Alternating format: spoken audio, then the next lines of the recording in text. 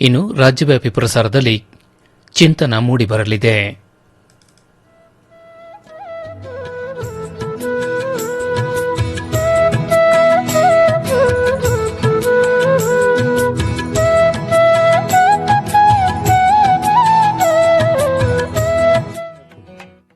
ಸಮಯ ಸರಿಯಾಗಿ 6:30 ನಮ್ಮ ಮುಂದಿನ ಕಾರ್ಯಕ್ರಮ ಇದೀಗ ಪ್ರಾರಂಭ.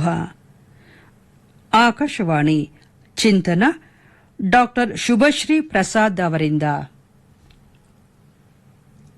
ಆಕಾಶವಾಣಿ ಡಾಕ್ಟರ್ ಶುಭಶ್ರೀ ಪ್ರಸಾದ್ ಅವರಿಂದ ಚಿಂತನ. ವಿದ್ಯೆ ಮತ್ತು ಜ್ಞಾನ ಎರಡು ಪದಗಳು ಒಂದು ಪಯಣ. ಮನುಷ್ಯ ತಿಳಿಯುವ ಮೊದಲು ಕೇಳ್ತಾನೆ, ಕೇಳುವ ಮೊದಲು ನೋಡ್ತಾನೆ, ನೋಡುವ ಮೊದಲು ಬದುಕ್ತಾನೆ. ಈ ಮೂರು ಹಂತಗಳಲ್ಲಿ ಮೊದಲನೆಯದು ವಿದ್ಯೆ, ಕೊನೆಯದು ಜ್ಞಾನ. ವಿದ್ಯೆ ಹೊರಗಿನಿಂದ ಬರುತ್ತೆ, ಜ್ಞಾನ ಒಳಗಿನಿಂದ ಅರಳುತ್ತೆ. ಪುಸ್ತಕ ಓದಿದರೆ ವಿದ್ಯೆ ಸಿಗುತ್ತೆ, ಬದುಕನ್ನು ಓದಿದರೆ ಜ್ಞಾನ ಸಿಗುತ್ತೆ. ಡಿವಿಜಿಯವರು ಮಂಕುತಿಮ್ಮನ ಕಗ್ಗದಲ್ಲಿ ಹೇಳುವ ಮಾತು ಕೇವಲ ಸಾಹಿತ್ಯ ಅಲ್ಲ, ಅದು ಜೀವನದ ಸತ್ಯ. ಪುಸ್ತಕದಿ ದೊರೆತರಿವು ಮಸ್ತಕದಿ ತಳೆದ ಮಣಿ, ಮಸ್ತಕದಿ ದೊರೆತರಿವು ತರು ತಳೆದ ಪುಷ್ಪ, ವಸ್ತು ಸಾಕ್ಷಾತ್ಕಾರವಂತರೀಕ್ಷಣೆಯಿಂದ ಶಾಸ್ತ್ರಿತನದೆಂದಿಲ್ಲವೋ ಮಂಕುತಿಮ್ಮ.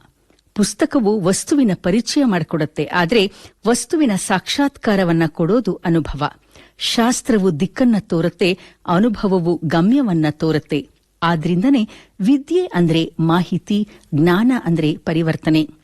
ಭಗವದ್ಗೀತೆಯಲ್ಲಿ ಶ್ರೀಕೃಷ್ಣ ಜ್ಞಾನವನ್ನ ಅಗ್ನಿಗೆ ಹೋಲಿಸ್ತಾನೆ. ಯಥೈದಾಂಸಿ ಸಮಿಡದೋಗ್ನಿರ್ಭಸ್ಮ ಸಾತ್ ಕುರುತೇರ್ಜುನ, ಜ್ಞಾನಾಗ್ನಿ ಸರ್ವಕರ್ಮಾಣಿ ಭಸ್ಮ ಸಾತ್ ಕುರುತೆ ತಥಾ.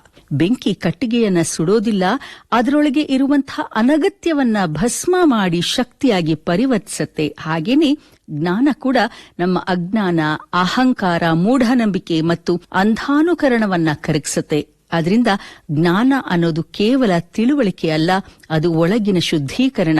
ಈ ಸತ್ಯವನ್ನ ನಾವು ಜೀವನದಲ್ಲಿ ಕಾಣ್ತೀವಿ. ಕೃಷಿ ವಿಶ್ವವಿದ್ಯಾನಿಲಯದಲ್ಲಿ ಕಲಿತ ಕೃಷಿಶಾಸ್ತ್ರ ವಿದ್ಯೆ, ಆದರೆ ಮಣ್ಣಿನ ವಾಸನೆಯನ್ನ ಗ್ರಹಿಸಿ ಮಳೆಯ ಹೆಜ್ಜೆಯನ್ನು ಊಹಿಸುವ ರೈತನ ಅನುಭವ ಜ್ಞಾನ.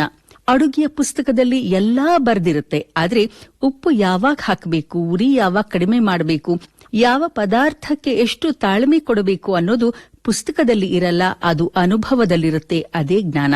ಚಾಲನಾ ನಿಯಮಗಳನ್ನ ಓದುವುದು ವಿದ್ಯೆ. ಎದುರಿಗೆ ಮಗು ಒಂದು ಓಡ್ ಬಂದಾಗ ಕ್ಷಣಾರ್ಧದಲ್ಲಿ ಸರಿಯಾದ ನಿರ್ಧಾರ ತೆಗೆದುಕೊಳ್ಳೋದು ಜ್ಞಾನ ಎಂದು ಜಗತ್ತು ವಿದ್ಯೆಯನ್ನ ಅಳೆಯುತ್ತೆ. ಅಂಕಗಳಿಂದ, ಪದವಿಗಳಿಂದ, ಪ್ರಮಾಣ ಪತ್ರಗಳಿಂದ ಮನುಷ್ಯನ ಮೌಲ್ಯವನ್ನ ನಿರ್ಧರಿಸುತ್ತೆ. ಆದರೆ ಜೀವನವು ಜ್ಞಾನವನ್ನ ಮಾತ್ರ ಒಪ್ಕೊಳ್ಳುತ್ತೆ. ಬದುಕು ಪ್ರಮಾಣ ಪತ್ರವನ್ನ ನೋಡಲ್ಲ, ಪ್ರಜ್ಞೆಯನ್ನ ನೋಡುತ್ತೆ. ಉಪನಿಷತ್ ಹೇಳುತ್ತೆ, ವಿದ್ಯೆ ನಮ್ಮನ್ನ ಹೊರ ಜಗತ್ತಿನ ಕಡೆಗೆ ಕರೆದೊಯ್ಯುತ್ತೆ, ಜ್ಞಾನ ನಮ್ಮನ್ನ ನಮ್ಮೊಳಗಿನ ಜಗತ್ತಿನ ಕಡೆಗೆ ಕರೆದೊಯ್ಯುತ್ತೆ. ಒಂದು ಜೀವನವನ್ನ ಸಂಪಾದಿಸೋದಕ್ಕೆ ಕಲಿಯುತ್ತೆ, ಮತ್ತೊಂದು ಜೀವನವನ್ನ ಸಾರ್ಥಕ ಮಾಡಿಕೊಳ್ಳೋದಕ್ಕೆ ಕಲಿಸುತ್ತೆ. ಎಂದು ಜಗತ್ತು ಪದವಿಗಳನ್ನ ಕೇಳುತ್ತೆ, ಆದ್ರೆ ಜೀವನ ಜ್ಞಾನವನ್ನ ಬಿಡುತ್ತೆ. ವಿದ್ಯೆ ನಮ್ಮನ್ನ ಯಶಸ್ಸಿನ ಕಡೆಗೆ ಕರೆದೊಯ್ಯಬಹುದು, ಆದ್ರೆ ಜ್ಞಾನ ಮಾತ್ರ ಸಾರ್ಥಕತೆಯ ಕಡೆಗೆ ಕರೆದೊಯ್ಯುತ್ತೆ. ಬಸವಣ್ಣನವರು ಕಾಯಕವೇ ಕೈಲಾಸ ಅಂತ ಹೇಳಿದಾಗ ದುಡಿಯುವುದರ ಮೂಲಕ ಅನುಭವವನ್ನ ಸಂಪಾದಿಸು, ಅನುಭವದ ಮೂಲಕ ಜ್ಞಾನವನ್ನ ಸಂಪಾದಿಸು ಅಂತ ಸೂಚಿಸಿದ್ದಾರೆ. ಹೀಗಾಗಿ ವಿದ್ಯೆ ಮತ್ತು ಜ್ಞಾನ ಶತ್ರುಗಳಲ್ಲ, ಅವು ಒಂದೇ ನದಿಯ ಎರಡು ದಡಗಳು. ಒಂದು ಇಲ್ಲದೆ ಇನ್ನೊಂದು ಪೂರ್ಣ ಆಗೋದಿಲ್ಲ.